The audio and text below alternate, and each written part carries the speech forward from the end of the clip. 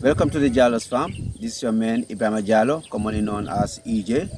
I'm here to give you an update on our nappier farm. As you can see, it's coming up really good.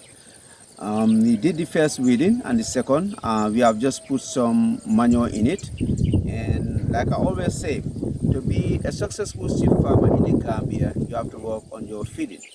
And this is one of the solutions we did. Last year we farmed some, and this year we farm more, and next year inshallah we're gonna farm more. The good thing about napier grass is once you this napier grass we did this year, next year we don't need to replant it after when we harvest it. It's drought resistant. By next year inshallah, when the rainy season comes, it will grow again, and then we don't need to wait till it matures. At this time, what we need to do is every 45 days we'll be able to harvest it, so we can have like at least 3 harvests in the rainy season next year. Like I always say, if you want to become a successful sheep breeder, you have to work on your feeding.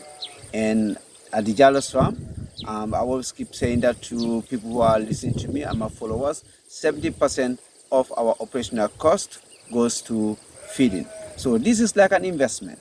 Let's say we invested $100, and then we take that $100, harvest it, and the value becomes $200. We take that $200 and then we feed it to our sheep, and then it gives us a value of $300. So the $100 becomes $300. So it's not a bad investment at all. And I will encourage each and every one of you.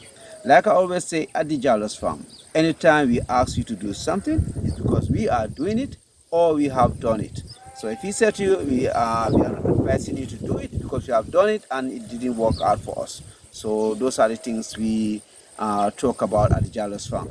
And I encourage you, each and every one of you who is a farmer or is thinking about going to farming, work on your feeding.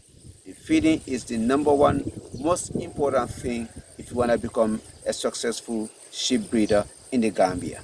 Because we got feeding, we have genetics, and we have management. But feeding is the core, is where you should start with. When we started, we didn't have much idea about sheep breeding, so we were just doing it, we just doing it. There was no one who guides us, we don't have anybody to ask, so we did it the other way around. We started with the sheep and everything, then we realized that we have to work on our feeding.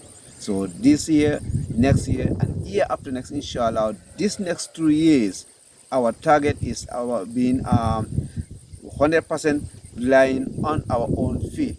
That's what we target this year, next year, and year after next, inshallah. You make sure that in the next 2 years, you make sure that everything is mechanized, when it comes to feeding. Once your feeding is in place, to expand or to scale your sheep breeding farm is very easy.